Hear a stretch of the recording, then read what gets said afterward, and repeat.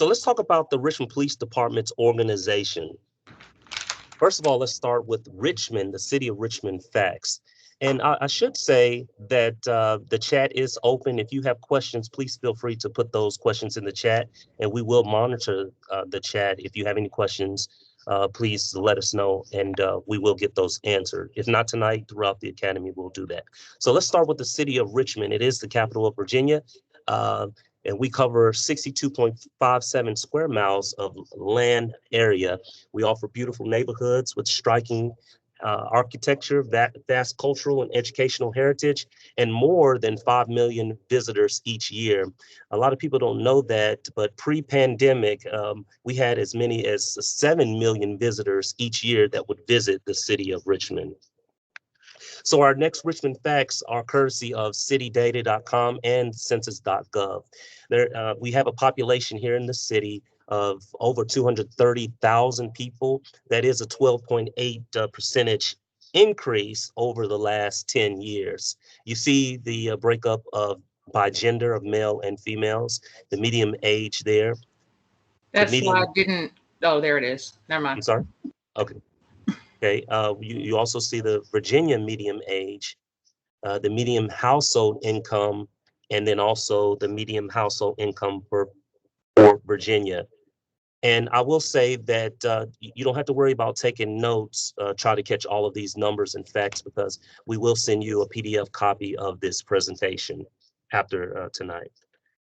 So I should add that I'm Donald Cook with the Community Care Unit. We are housed under our Community Youth and Intervention Services Division. And we are charged in this division primarily with outreach for the department.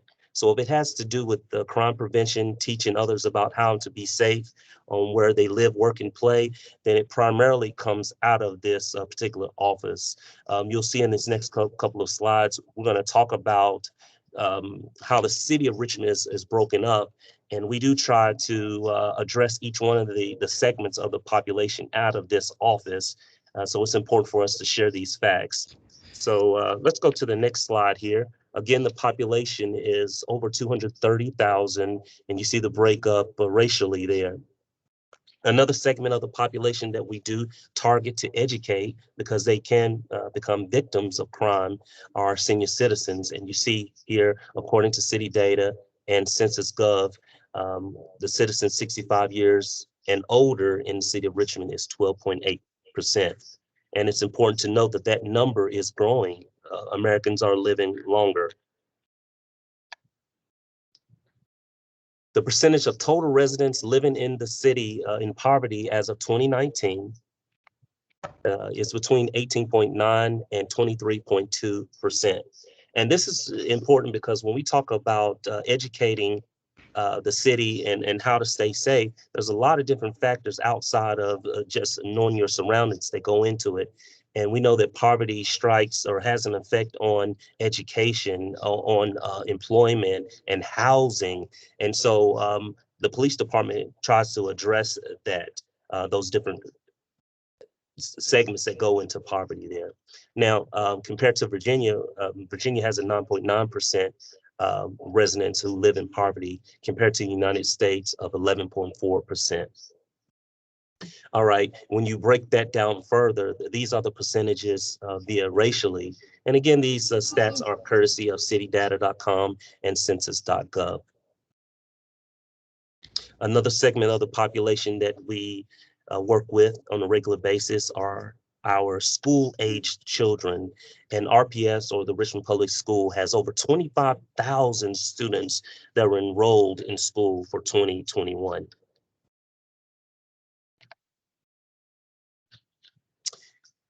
If you live within the city of Richmond, you'll notice that we are a growing city. And you can check some of these neighborhoods. Of course, these are not all inclusive, but if you check Carytown to Church Hill, to downtown, to the Van, to Jackson Ward, you will see construction all over the place. So we are proud of that, but growing populations and growing construction does present certain challenges that the Richmond Police Department tries to address. So RPD Facts, I will mention that these numbers are taken as of 2020 end of 2020 to early January. And if you kept up with the news, you know that these numbers do fluctuate. I had in the beginning PowerPoint that we had over 700, but these facts state that we have over 800 total employees that work with the Richmond Police Department. If you break that down, the officers per 1,000 residents is 3.18 compared to a Virginia average of 2.27. There are approximately 4,000 total city of Richmond government employees.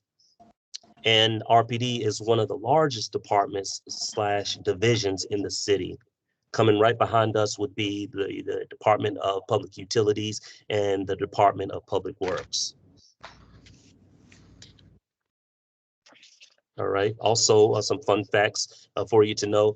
And although our employee numbers will fluctuate, the percentages pretty much stay the same within some points there. But we have 87% of sworn employees, and the other 13% of our total employees are civilians like myself. So unlike Sergeant Edmonds and Officer Perez, they are sworn employees, and then we also have another 100 or so, maybe a little bit less, that are civilian like myself. So we don't drive the nice cars or have the nice uniforms, but we work right alongside them. Break up via gender there. You see that it's about 82% male and 18% female. And then you see the racial breakdown of our department. About 59% Caucasian, 33 African American, another 4% Hispanic, and 3% other. All right, our current chief, our 20th chief of the Richmond Police Department is Chief Gerald Smith. Our divisions are the Patrol Services Division, Support Services, and Business Services. And then we had an adopted official budget of $96 million. And a lot of that budget goes into equipment and as well as salaries there. And then you see the starting salaries for our officers. Right, here's a nice picture of our current chief here. He is responsible for all aspects of the Richmond Police Department. One of his direct reports and one of our reports, our head actually of this division is Chief of Staff Spencer Cochran. And you see there that he is responsible for all aspects of the Richmond Police Department when the chief is absent. You also see that he is in charge of the Community Youth and Intervention Services Division, which again, that's where we're housed, and our Executive Protection Unit. That unit is charged with protecting the mayor. All right, let's go to our deputy chiefs. Our deputy chief, John Hayes, is fairly new to the Richmond Police Department. He directs our Patrol Services Division. With him, we have Deputy Chief Sidney Collier, who directs our support services, critical incident management services there. And our next couple of slides, we'll kind of break up. You can kind of see their reports. We have Deputy Chief William Friday, who directs our business services, and then also Deputy Chief Victoria Pearson, who is in charge of our Office of Professional Responsibility. Yes, sir. Ok, quiere decir, si no entiende mucho inglés, esta parte ahora es en inglés, pero ahorita puede mandarme mensaje si no entiende algo, puede hablarse, pero ahorita vas a hacerlo parte, ok? Mm-hmm. And what we'll do too for our Spanish speakers, we have some breakout rooms that we'll do in the next, say 20 to 25 minutes. And Officer Perez will kind of go over and answer your questions as well. All right. Okay. So when you take a look at our organizational chart, you can kind of see via pictures of via the chart how our department is set up. You see our chief of police, who is at the top there, and our 3 different divisions: patrol services, business services, and support services. One of the chief police's direct reports here is Chief of Staff Cochran there, and you see community youth that we talked about. I'm going to say patrol services because we're going to go over that in the next couple of slides. So let's talk about business services, which is mainly the administrative part of our department. So you'll find human resources, business, financial management, where they manage our funds there. You have records and technology, which Ms. West is on the line on tonight. She falls under them. Also under business services division, you have property and evidence, the training academy, which another one of our employees, Lori Stevenson is on the line. She's with them. And then we all have our watch commanders. Our watch commanders are they act as the night chief, if you would. They will patrol the city and patrol the radio to make sure everything is safe. They will report out if there are any noteworthy events. They will report to the scene and take command of the scene. Also have warrant services, which are located here in the building. Our professional accountability includes our general counsel, our planning division, public relations, internal affairs, and our body-worn camera division. We pride ourselves on holding what's called a CALIA accreditation. It's the Commission on Accreditation for Law Enforcement Agencies. We have been accredited and reaccredited since 2010, and we hold what's called a gold standard for that particular award or designation. What that means is that we voluntarily have that body come in and take a look at our operations to include everything from uniforms to our code of conducts to the type of reports that we generate, and they monitor all of those aspects to see if we measure up, if you will, to their particular standards. And again, we've held that designation, initially getting that in 2010, and we have the gold certification in that, so I'm proud of that. Also on professional accountability, I will show you later on, we are not private when it comes to reporting out on the type of complaints that we have against the Richmond Police Department. And if you are interested in knowing about that, you can go right to our website, which is located at rva.gov/police. And there on the homepage, you will find information on the type of complaints, whether they are internal and external complaints.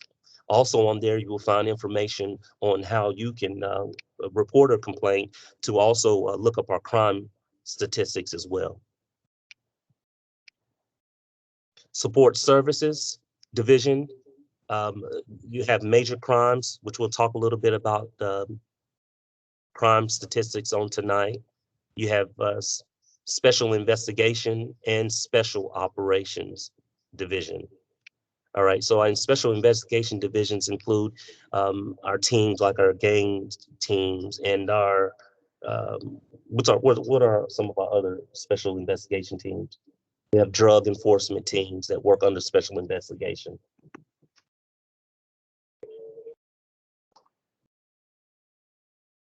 No. So, and then also you will have special operations division, which you will have some of the specialized units that will appear out of that, which include your K9 division, which are the dogs, the mounted units. We also have an airplane unit, metro aviation unit that reports out of the special operations division. All right. Any questions so far?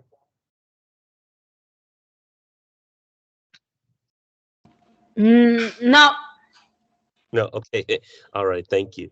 Let's go on to the next slide. So I said that I would save our patrol services for last because they are the heartbeat of our department. Everything basically starts with them.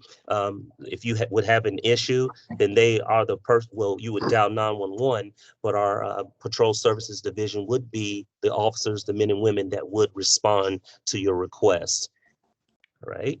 And we encourage our citizens to get to know the officers where they work. We have what's called a community policing model. And so we charge our officers with getting to know the citizens where they live. So if something goes awry, if say if the grass is overgrown and the mail is piling up, we want that officer to go up to that, to feel comfortable, to go up to that resident and or that citizen and ask how they are doing to make sure everything is okay. Along with that, we have 4 precincts that are located throughout the city. We have First Precinct that is located in Churchill, and you see the square miles that they cover. You have Second Precinct, which is located on the south side of Richmond. It's south of the James River. We also have Third Precinct, which is located on Meadow Street in the Randolph community. And then we have Fourth Precinct, which is located in the north side of the city. So maybe you would guess, or maybe you would not, but if we're covering, if the city covers 62.57 square miles, if you would have to guess which one was the largest one or who covers the most area, it would be Third Precinct. It would be Third Precinct, followed by Second Precinct, Fourth Precinct, and then finally we have First Precinct. All right, visually here, we have what's called a sector policing model, a sector community policing model that we ascribe to. And so what happens is we divide each one of the precincts into smaller sections, and we call those sectors. Then we assign lieutenants that are over those particular sectors. And the men and women who are lieutenants, sector lieutenants, they are charged with crime in their particular area. They are charged with coming up with crime prevention strategies in their area. They are also charged with engaging the men and women that live in their particular sector. So that means that they host community walks. That means they attend community meetings. They also are very visible on an app called nextdoor.com. And I'll encourage you, if you are not a part of nextdoor.com, it is a free app. Again, our sector lieutenants are very active on nextdoor.com. They're going to put newsletters out from that to street closures on nextdoor.com. All right, so again, on the east end of Richmond, you have the First Precinct, Sector 111, Sector 112, and then Sector 113. You see a second precinct here, and those 3 particular sectors. You have Sector 3, Third Precinct, and Sector 311, 312, and 313. And then you have Fourth Precinct, which is again on the north side of Richmond. So that first number is going to tell you the precinct, and then the next 2 will tell you the particular sector. Did I miss anything on that, Sarge or Officer Perez? Anything you want to add? Nope, Okay. not at all. You're very accurate. That's exactly how it's set up. And I just want to put a plug in really quick while I can. And you will go over this a little bit later, Donald. Be familiar with which sector you live in and your sector lieutenant, and please attend the community meetings. If you have a neighborhood watch, neighborhood watches move mostly to Nextdoor and virtual because of the virus and because of technology. However, I encourage each of you to get involved with your sector lieutenant and the community meetings, because we need to hear from you what your needs and concerns are. And we don't know that if you don't tell us and voice what you would like in your community. So that's a quick little pre-plug in. We will get to that in a little bit, but I just wanted to really encourage that. Thank you, Sarge. And also with that, we will have a session specifically on Neighborhood Watch. Yeah. And again, this academy is for you to take these crime prevention strategies that we are giving you and to share them with your neighbors, get involved in your neighborhoods, and then also become partners with us with the Richmond Police Department. Officer Perez is going to talk about how we segment the precincts down even further. Again, we have the precincts, and then we break those down into smaller areas called sectors, and then we further break those sectors down into what we call beats. And Officer Perez, would you talk a little bit about that? Sure, yeah. What I was going to say was if you see all the sectors, like let's say you want to pick 212 for example, each one of these sectors are also broken down into three beats is what we call them, so 3 different areas. So you can kind of slice that up again, and it'll be like A, B, and C. So the officers for that area will be like 212, Adam, and then a number, and Adam will be just the area that they're designed to work in.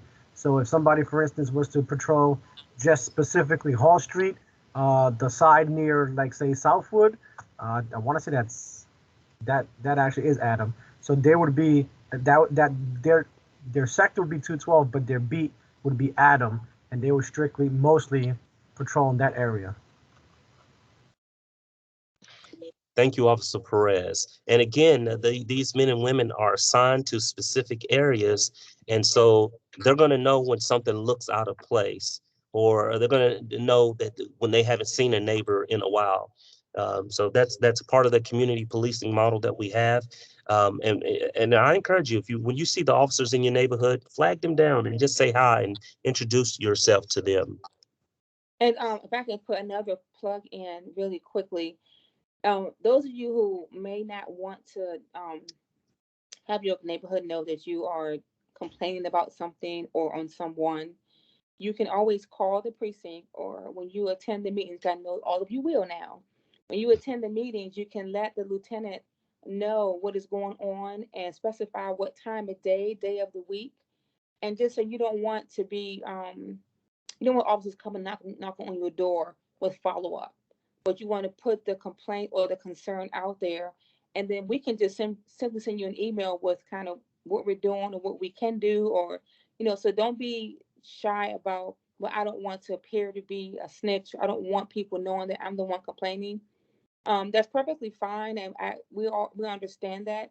But your concerns are important. If you're not comfortable in your house or your neighborhood, that is a problem. That's important, and we'd like to help rectify that. So there's other ways to get information to us, or just concerns about and anything. It can be, nothing's too small. Anything, let that be known so we can try to And if it's not a police issue, we can still steer it to DPW or whomever to get your neighborhood safe and comfortable for your family.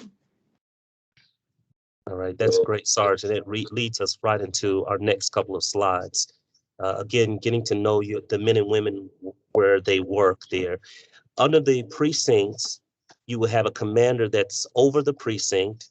Then you would have an administrative lieutenant, and we talked about the sector lieutenants, 3 sector lieutenants that will also be out of those precincts. We actually have one other lieutenant who would be over what's called a focused mission team in the precinct, and then you'll just have rank and file officers. Rank and file officers. Now, you should know for the over approximately 4,000 employees, if you know their first and last name, then you would basically know their email address. It would just be their first name dot their last name at rva.gov. That's first dot last name at rva.gov. And you feel comfortable enough to contact them. And each one of these slides that we'll share with you, the phone number is there, the location of the precinct is there, and then also who's over the sector. Again, I'm going to share this with you after this presentation, and this information is readily available on our website. So here's first precinct personnel, our second precinct personnel, our third precinct personnel,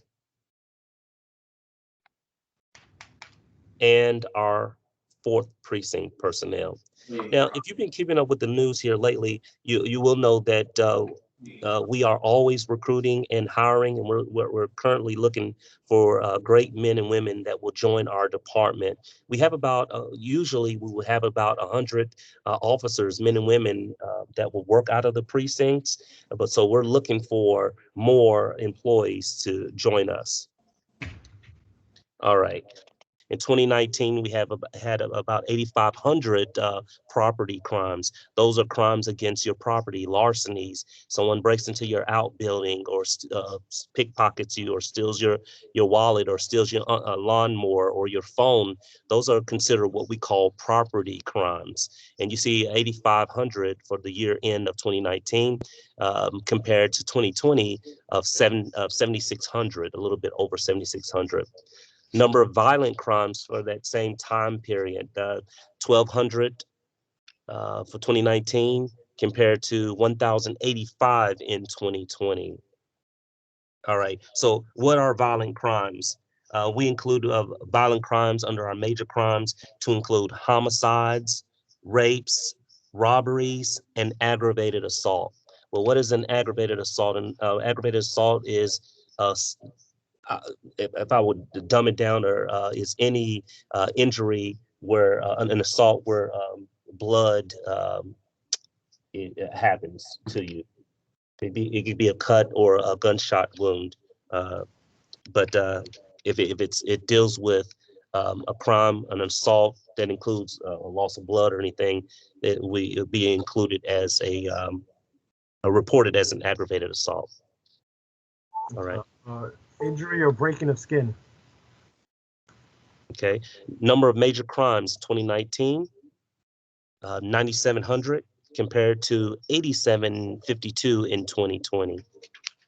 All right. And if we just compare all of those three together, and then you see here, all three of those slides compared here, you'll see that we're trending down for the year 2020 compared to 2019. And I'm going to point out that these stats are as of January the 19th, 2021. All right. Again, of our major crime year-to-year comparison, our crime categories, you see 2019 here and 2020 there, and also the percentage change. If you will look at each one of the percentage changes, you'll see that most of them are negative, which means that's a positive for us, meaning that crime has decreased in that particular area.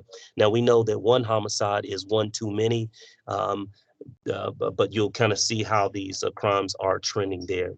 If you look at total crimes from 2019 to 2020, you'll see that we had overall violent crime reduction of 10%. All right. If you go down to property crime total, you'll also see that we had a reduction of 10% from year to year, from 2020 to from 2019 to 2020, we had a 10% reduction, making our major crime grand total of 10%, a reduction from one year to the next. And that's pretty impressive for a city of our size of over 230,000 citizens. But as any officer will tell you, we still have work to do.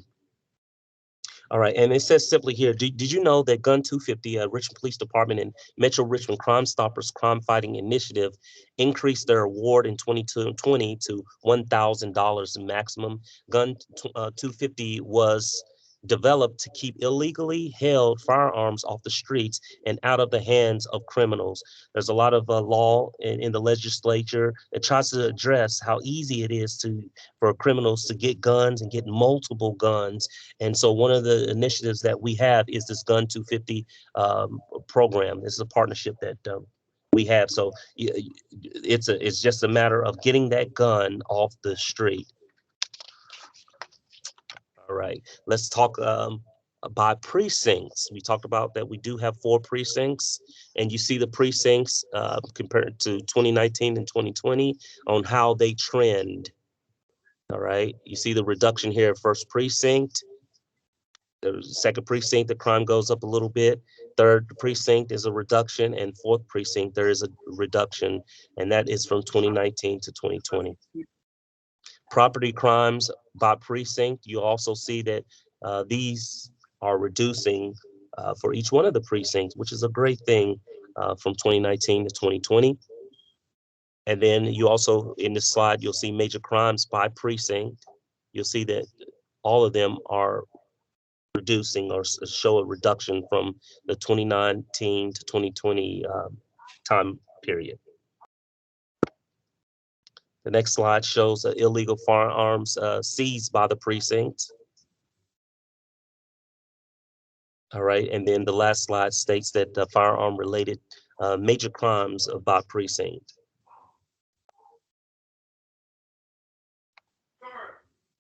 All right, so this slide it mirrors what you just saw in the last slide there.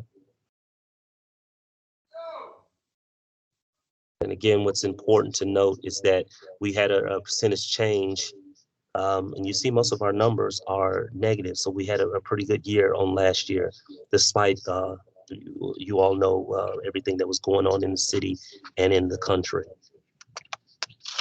So crime summary citywide from 2019 to 2020, and you see those percentage change.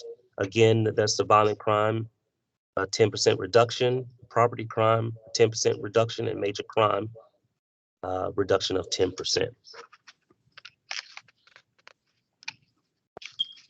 All right, this slide shows that firearms used in the type of violent crimes citywide. So for the number of, if you just look for 2020, for example, for the homicides that we had, the firearms were used in a majority of the assaults that or the homicides that we had for 2020, and you see the percentage changes here. Right. So the takeaway is that we need to get those illegal guns off the street. We need to teach the kids and address the gun safety in the schools, and let the students know that they shouldn't handle the firearms, to report illegal firearms that they may see. All right.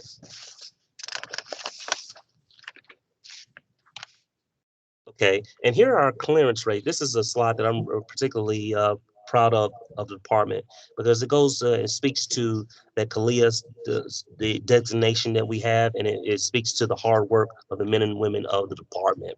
So for each of the categories, you'll see the total number of incidents, and then you'll see the total number that were cleared of incident-based reports.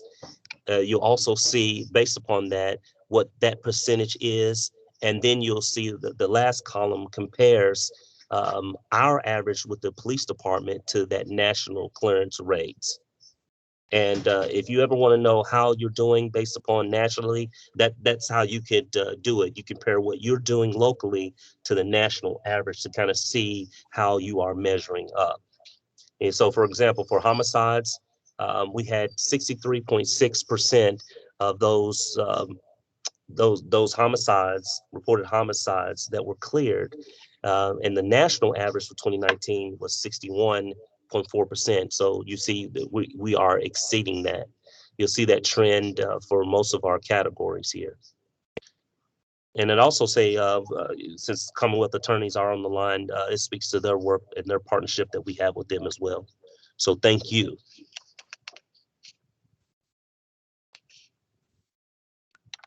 All right, let's talk about calls for service. So calls for service are those calls initiated by citizens or are self-initiated by the police and are tracked by the computer-aided dispatch system, or CADS, and requires action to be taken by one or more police units. So we'll ask the question first. Can you guess the month that had the most calls for service in 2020? I'll take a couple of guesses. July. All right. Maybe December. December, right? Great guesses. Anybody else? I'd say June or July. June or July. Okay, those are all great guesses. The actual number, the month is actually January, though. I'm not sure why that is, but January had the most calls for service in 2020. You'll see the total calls of service of 224,000 calls.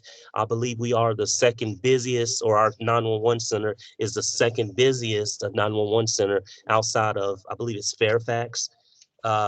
So we stay busy in the city of Richmond. The red circle here is very important. I wanted to point that out, that this is our average response time for calls of service. If you have to have an officer to respond for you in 2020, we averaged a less than 4-minute response time to get to you, which is pretty impressive. All right, I have some fun slides here.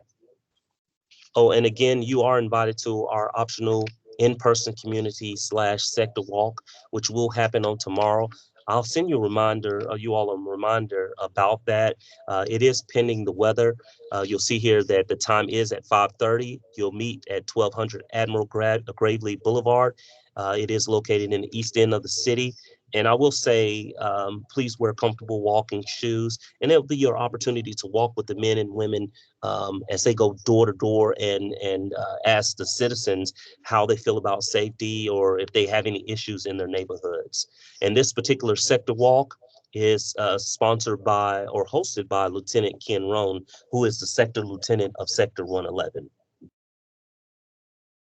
So hopefully you all consider that. That will be on tomorrow at 5:30. All right, some nice pictures here.